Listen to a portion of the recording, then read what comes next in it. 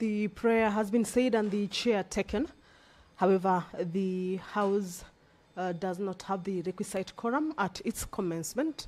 Therefore, the Speaker has directed that the quorum bell be rung for 10 minutes. Of course, this is as provided for in the House Standing Orders, number 40. And as we wait for the quorum to be attained for the House to be able to commence, we shall continue to take a look at that business which the members of the Senate, as they resume after that short recess, they will be transacting. In the order of business for the members this afternoon is that there is a motion that before the short break, they had already commenced debate on it. This is a motion regarding the implementation of the recommendations by select committees on county public accounts, commonly abbreviated as CPAC, and also the county public investments and special funds, commonly abbreviated as CPI and SF, regarding the Auditor General's reports for the financial year 2024 and 2025.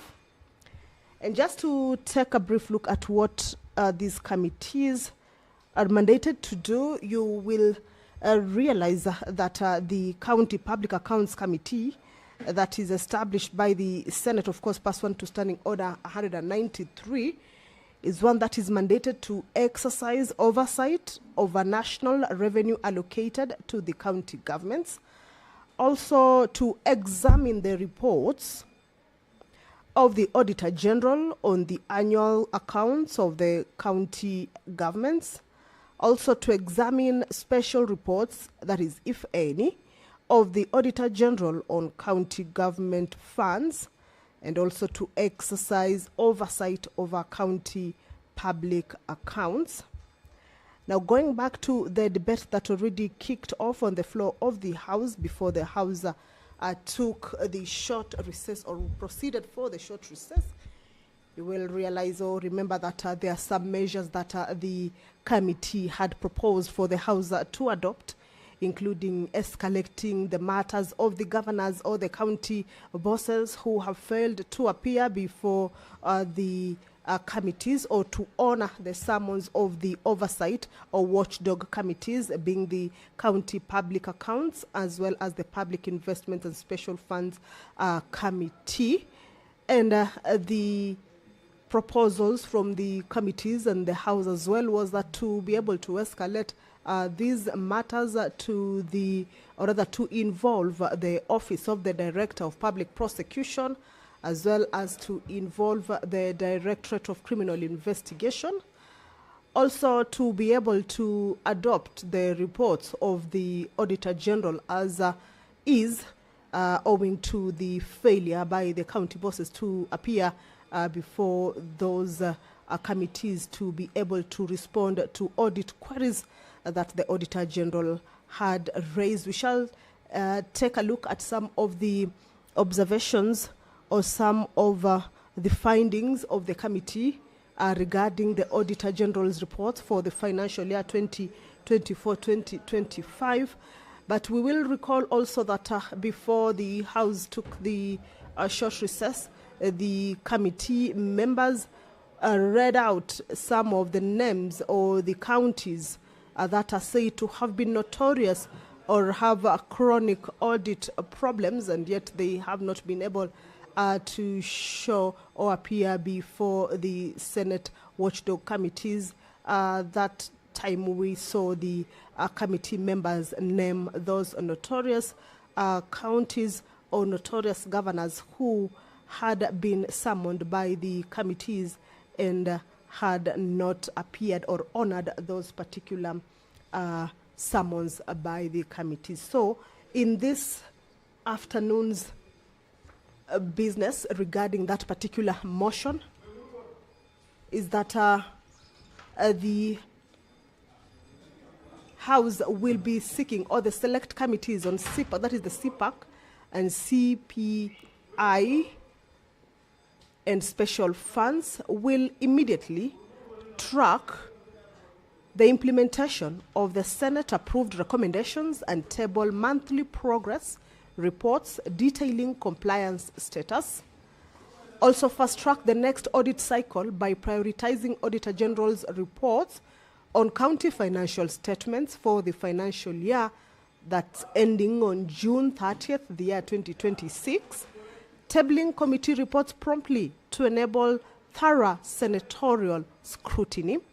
Also enforce fiduciary accountability by resummoning non-compliant county governors, recommending sanctions for defiance, including budget withholding under Article 229, and also escalating unresolved cases to the Controller of Budget, the Ethics and Anti-Corruption Commission, as well as the Director of Public Prosecutions as appropriate, and also collaborate with oversight bodies, Controller of Budget, the Ethics and Anti-Corruption Commission, and the DPP to impose consequences under Chapter 6, that is regarding the leadership and integrity for governors' failure to appear, including contempt charges, suspension of county equitable share, personal liability for losses, and disqualification from future electoral candidacies. So this particular business is coming up for debate, being a resumption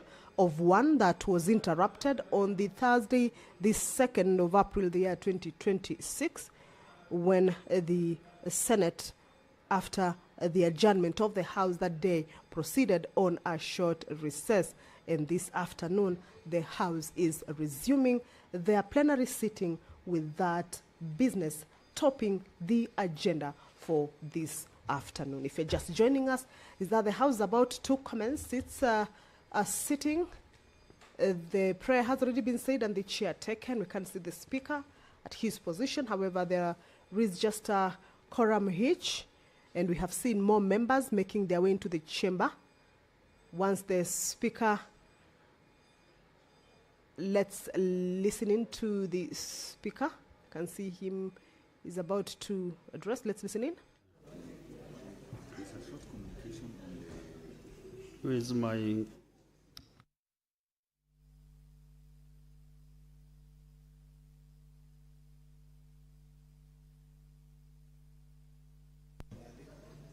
Honorable Senators, Honorable Senators, now we have quorum. So, Clerk, lead out the first order. Order number 1, administration of oath. Next order. Order number 2, communication from the chair. Order Senator Murgo. Senator Boni Karwale.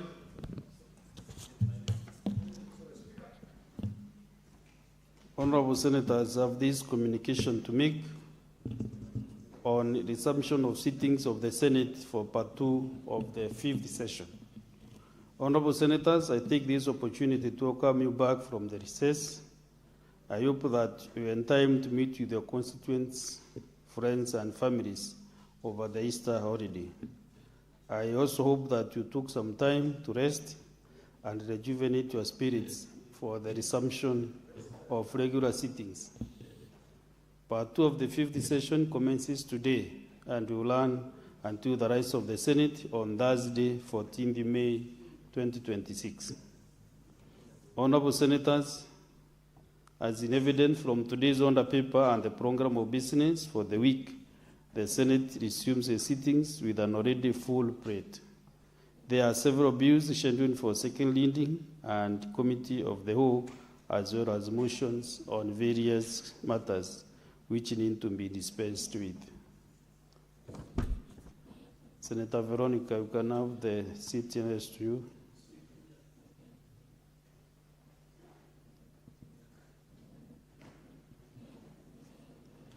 In order to ensure the timely consideration and conclusion of House business, I urge you, Honorable Senators, to accord priority to plenary sittings by coming to the chamber early and sitting through the proceedings so that progress can be made on the business scheduled in the order paper. In particular, respective movers are required to be present in the chamber and ready to prosecute their business whenever listed in the order paper of the day. Similarly, I urge the majority and minority party whips to diligently execute their responsibilities so as to ensure that the requisite number of delegations is achieved to undertake divisions when due. I also urge honorable senators to accord the same priority to committee sittings so as to facilitate the timely conclusion of business pending before the select committees of the Senate. Honorable senators, on my part and in consultation with the Senate leadership, I shall continue to implement measures aimed at enhancing the expeditious conclusion of business in the Senate. These measures will include the enforcement of time limits on questions and statements, as well as the allocation of time for motions in accordance with the standing orders and the sessional orders made on 11th February 2026. Honorable senators, in conclusion, I wish to reiterate that the office of the Speaker remains open and accessible to all senators for consultations and support in fulfilling your duties. I wish you fruitful deliberations during part 2 of the 5th session. Thank you.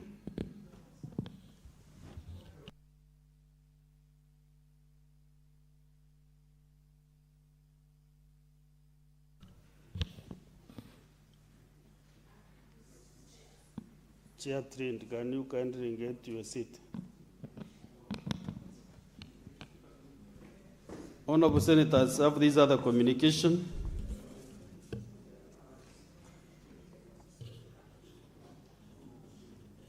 On a benchmarking visit by the Portfolio Committee on Social Development of the Limpopo Legislature in South Africa.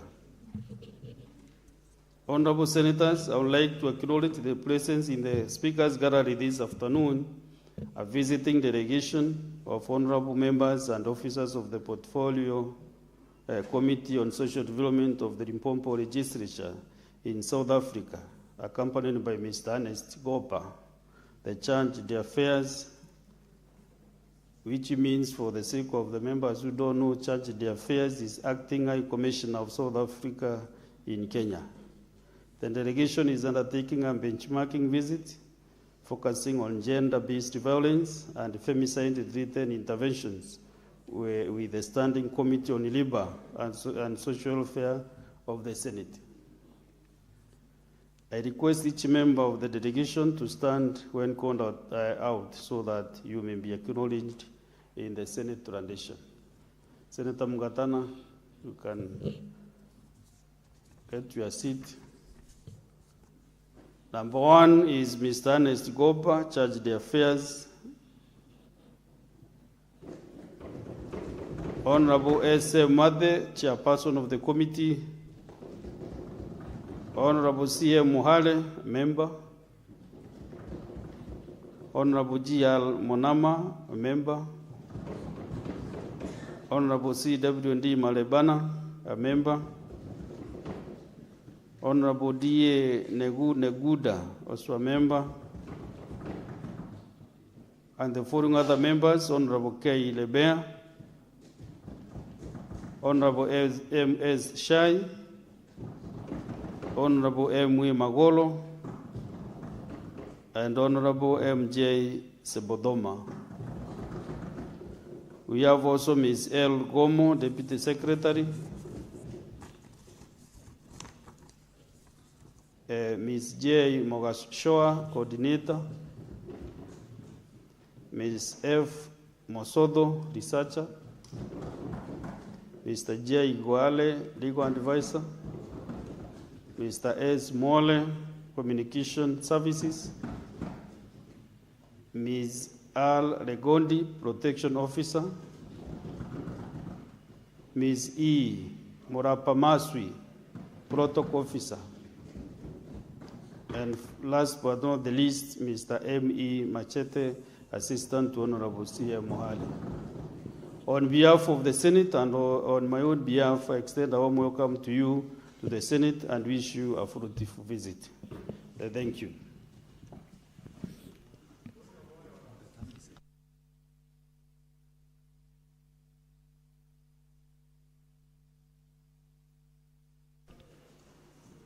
In this House, the Senate, we have a member of Pan-African Parliament who represents us in South Africa, where the PAP is based, Senator Mungatana Danson. Welcome them in 2 minutes, max. Thank you, Mr. Speaker. Mr. Speaker, I want to join you in welcoming the honorable members from the Parliament of South Africa. Mr. Speaker, as you correctly say, the South African government has a host agreement with the African Union to host the Pan-African Parliament. So many times we come to Midrand in Johannesburg to do our sessions in the Republic of South Africa. Mr. Speaker, we are grateful for the hospitality extended to us as Kenya and also the rest of the members of Pan-African Parliament. Mr. Speaker, we have served with very distinguished members from Pan-African Parliament, like the Honorable Majodina, who has now become a Minister for Roads. I remember also, Mr. Speaker, the Honorable Malema used to serve in Pan-African Parliament. We thank you for your hospitality there. We take note of the fact that the court in South Africa has passed a certain sentence that we are not happy with, even here in Kenya, against Comrade Malema. We believe that it cannot be that Pistorius would give a small discharge of a firearm, and the sentence is totally different from what Comrade Malema was given. Mr. Speaker, we are again very grateful and honored to have the delegation of South Africa. We are brothers and sisters. We don't even ask for passports, visas between our countries, even before the rest of Africa did that. So welcome and feel at home and enjoy your stay while you're here. Thank you, Mr. Speaker. Thank you very much.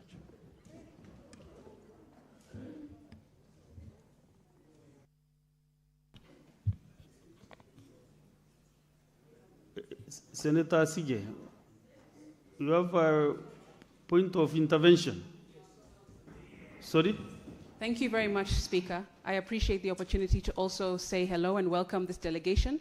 Speaker, it would please the House to know that they came to benchmark with us in the Committee of Labor and Social Welfare. We had a very fruitful engagement this morning, and the topic that we actually canvassed and will continue to do so with them is on the issue of GBV, gender-based violence. Mr. Speaker, you'll be happy to know that in South Africa, the President actually declared gender-based violence and femicide a national pandemic. And I would hope that with this benchmarking trip that they have made all the way to Nairobi with us, that we can take some lessons. I'm looking at the majority side, led by our able Senator for Kericho County. We as women of the country have been pleading, and we have been debating on why and when gender-based violence and femicide will be declared a national disaster in the country. There are too many women who are dying needlessly, carelessly, and I am happy to see that there is this delegation from Limpopo legislature who have come on with the same mindset as some of us who are working tirelessly to try and reduce and one day even end femicide and genocide and femicide in the country. Mr. Speaker, I thank you and I thank them for their visit, and will continue to look forward to many more exchanges between our two committees. I thank you. Next on the clock.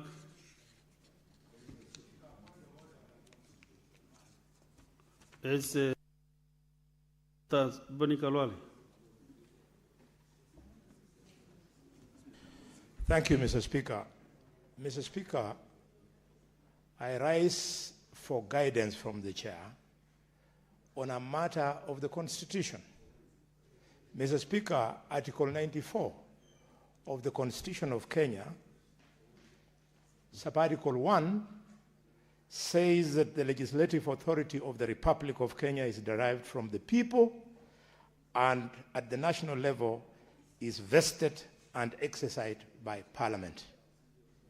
And in subsection 4, it says Parliament shall protect the Constitution and promote the democratic governance of this Republic. What I would like you to guide us on, Mr. Speaker, is that at the moment, members of this House, they are hiding to leave the capital. They are hiding on their means of coming back into the capital because the security organs have allowed public transport companies to release manifests to interested parties who mark us when we are going in and out of home, Mr. Speaker. Mr. Speaker, you recall what happened to Senator Sifuna and Senator Osoti and Governor Orengo when their manifest was released to some people and they were waylaid in Kisumu, Mr. Speaker. As if that was not enough, Mr. Speaker, the Senator of Vihiga was attacked in public and left at the mercy of goons, Mr. Speaker. We would like the chair to assure us that we are safe, the chair to communicate with the executive, for the executive to do what it must do, not to leave Parliament under threat. Mr. Speaker, we will continue when it is right, congratulating the government, but when it is wrong, we will oversight and criticize them using the language and manner that we choose to use. Mr. Speaker, if we do not take this matter seriously, we will take action when it is too late, Mr. Speaker. That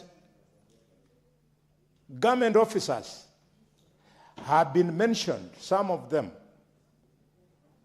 in the possibility of involvement, calls for national rethink of what public officers can be allowed and not allowed to do. Mr. Speaker, if you could guide. Yes, Minority Whip. Mr. Speaker, I've listened to the former Majority Whip, and I think the issues that he's raising are not in the order paper. I would suggest that if, and the matters are very serious, to seek for an adjournment motion to be able to discuss those issues. Because right now, we have the order paper, and we need to be able to transact business. Because all of us were confused what was out of order in terms of your communication, Mr. Speaker. Thank you, Mr. Speaker. Honorable Senators, you know the issue that Senator Boni Kalwale has raised. Also, the chair has no information about it. So maybe we have heard you, and I will request my secretary to work on it, to get the facts so that I can guide the House appropriately. Next on the clerk. Order number 3, messages.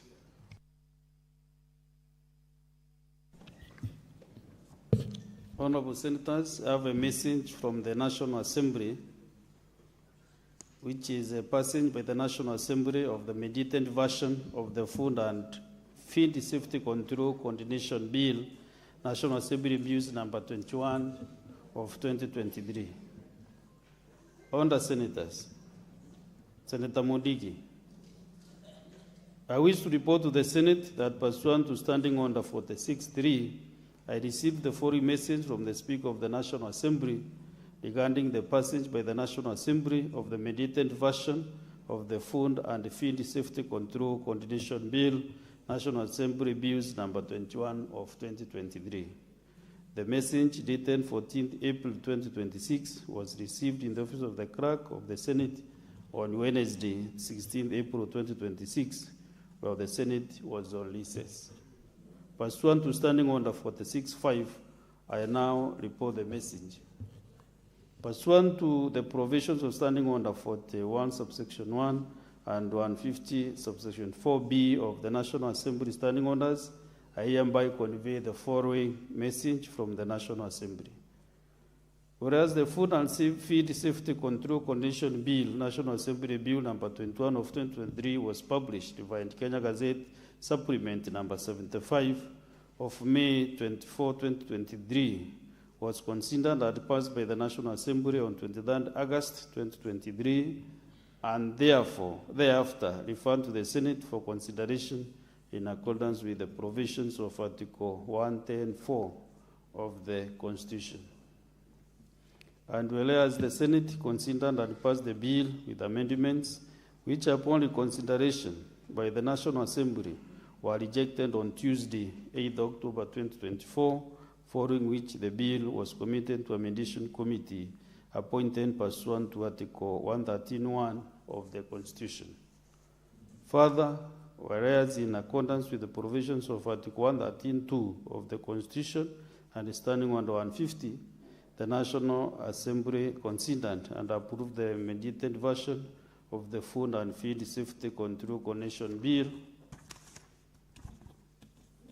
National Assembly Bill number 21 of 2023, on Tuesday, 7th April 2026, in the form agreed to by the Mediation Committee on the bill. Now, therefore, in accordance with the provisions of Article 113 of the Constitution and Standing Order 154B of the National Assembly Standing Orders, I hereby convey the same decision of the National Assembly to the Senate. I thank you. Next order.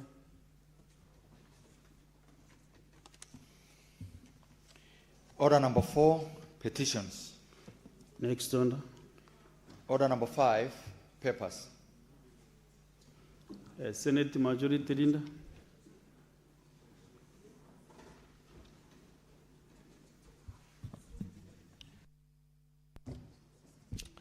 Thank you, Mr. Speaker. I beg to lay the following papers on the table of the Senate today, Tuesday, the 21st of April, 2026.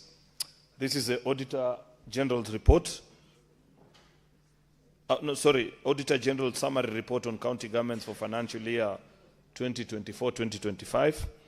The Office of the Director of Public Prosecutions Annual Report for Financial Year 2024-2025. Auditor General's Performance Audit Report on the provisions of early childhood education and development, ECED, by the County Government of Kilifi. The Commission on Administrative Justice Biannual Report for the period January to June 2025. Mr. Speaker, I beg to lay.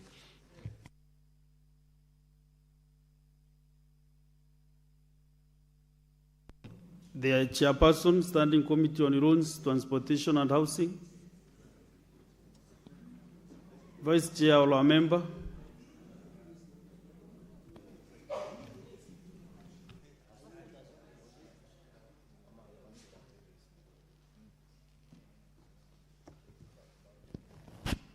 Mr. Speaker, sir, I beg to lay the following paper on the table of the Senate today, Tuesday, 21st April 2026. Report of the Standing Committee on Roads, Transportation, Housing on its consideration of the National Construction Authority Amendment Bill, Senate Bills number 15 of 2025.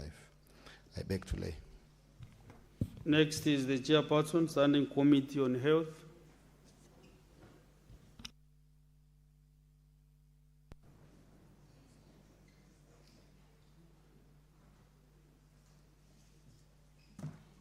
Thank you, Mr. Speaker. I beg to lay the following paper on the table of the Senate today, Tuesday, the 21st of April, 2026. report of the Standing Committee on Health on the county oversight and network engagement in Bungoma and Kakamega counties.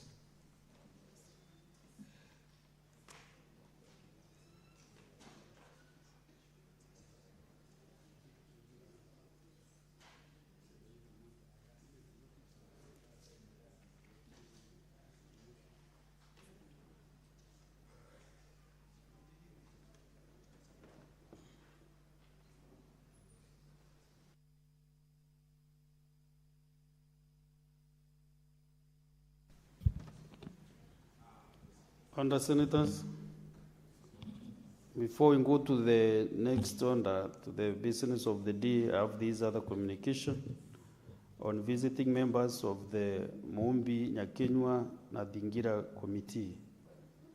Honorable Senators, I would like to acknowledge the presence in the public gallery this afternoon and the delegation of visiting members of the Muumbi Nyakenywa Nadingira Committee. The delegation is in the Senate on a courtesy call to Senator Karen Nyamu, MP. I request each member of the committee to stand when called upon so that you can be acknowledged in the Senate tradition.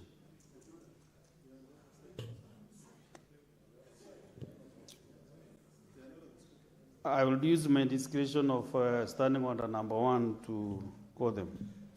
Tabitha Mutero, who is the Chiarindi from Kasarani. Indi Dingendo, who is Vice Chiarindi, Embakasi West. Agnes Nyambura, Secretary, Kasarani. Juria Nyambura, Chairperson, Westlands. Nancy Ann Murevi, Treasurer, Starehe. Lucy Gidimbiri, Chairperson, Roysambu. Susan Kamiti, Chairperson, Embakasi Central. Lucy Wanjiku Waweru, Chairperson, Dagoleti. Anne Wamboi Geshau, Chairperson, Dualaka. Josephine Wajiko Mudioro, Chairperson, Dagoleti South.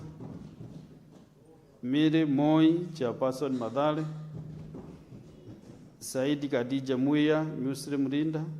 Margaret Wamaida, Member, Dagoleti North. Anne Jerry Waweru, Member. Naomi Wamboi Delito, Member. Mary Mumbi Murua, Chairperson, Embakasi South. Lina Mumbi Geshiki, Chairperson, Langata. Jane Jerry Mukora, Chairperson, Embakasi East. Nancy Wajira Jerry, Member. Florence Waboi Ndungu, Member. Martha Njambi, Chairperson, Kibra.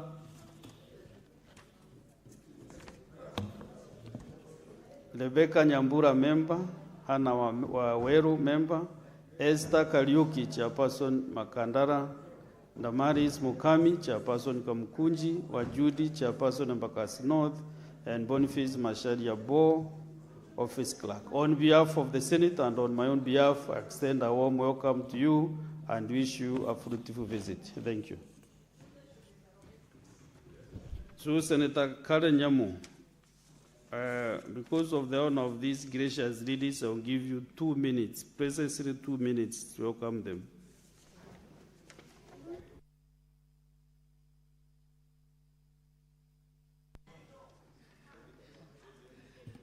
Thank you very much, Mr. Speaker. The Muumbi Nyakenywa group consists of mature women, mainly from the Kikuyu community of Nairobi, and they are role models in the community, they are mobilizers in the community, and they are highly respected in the community as well. I want to take this opportunity to extend an invitation to you all as you follow closely our proceedings. I will also be reading a personal statement pertaining my coronation recently. Thank you, Mr. Speaker. As one of them, Nyakenywa. Thank you, Mr. Speaker.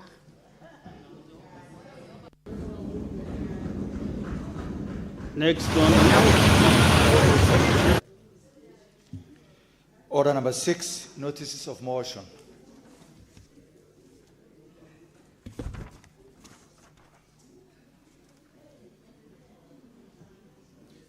There is a report of the Standing Committee on Health on the County Oversight and Networking Engagements. in Bungoma and Kakamega counties. Chairperson, Standing Committee on Health. Mr. Speaker, sir, I beg to give notice of the following motion. Standing Committee on Health on the County Oversight and Network Engagement in Bungoma and Kakamega counties, laid on the table of the Senate on Tuesday, the 21st of April, 2026. Thank you, Mr. Speaker. Next order. Order number 7, questions and statements. Honorable Senators, we have a request for statement pursuant to Standing Order 52-1 by the Senator for Naroko County, Senator Rendama Orekina, MP. Mr. Speaker, sir, I rise pursuant to Standing Order 52-1 to make a statement on the matter of national concerns, namely the Senate constitutional mandate to safeguard devolution through accountability and protection of public resources from mismanagement. Mr. Speaker, sir, leadership is a sacred trust bestowed by the people. It is not a personal enterprise for self-enrichment. Governors entrusted with substantial public resources must never confuse county budgets with personal wealth. Accountability is not optional. It is the foundation of public trust. Mr. Speaker, the Council of Governors is reminded that collective posturing cannot shield individuals from responsibilities. Each governor bears personal accountability for the management of their county resources. The law is clear. Misuse of funds, obstruction of oversight, or intimidation of parliamentary institution will attract individual consequences. Further, Section 19 of the Parliamentary Powers and Privileges Act provides penalties against any person who attempts to undermine parliamentary authority. Governors are therefore urged to act lawfully and responsibly, remembering that true leadership is measured by transparency and service. Mr. Speaker, sir, what we are witnessing today from the Council of Governors is not mere political theater. It is a deliberate attempt to erode the constitutional architecture of checks and balances that underpin devolved governance. When governors refuse to appear before the Senate, they are not defying individual senators. They are defying sovereign will of the people of Kenya, who through the Constitution granted this House oversight authority. Mr. Speaker, the insistence that accountability can only be exercised collectively through council is a distortion of both law and logic. Counties receiving allocation individually, spend individually, and must account individually. The Constitution did not conceive the Council of Governors as a parallel sovereignty entity. Its purpose is intergovernmental cooperations and collective impunity. Mr. Speaker, sir, honorable senators, our duty in this House is not to please the powerful, but to protect the powerless. The people of Kenya sent us here to ensure that every shilling allocated to the counties reaches its intended purpose. Hospitals, bursaries, clean water, roads, and livelihoods. This duty cannot be discharged if those entrusted with the funds parade arrogance before Parliament and refuse to answer questions about their expenditures. Mr. Speaker, sir, this is very important. Colleagues, the Division of Revenue Bill and the County Allocation of Revenue Act, CARA, are the lifeline of devolution. Yet they must also serve as levers of accountability.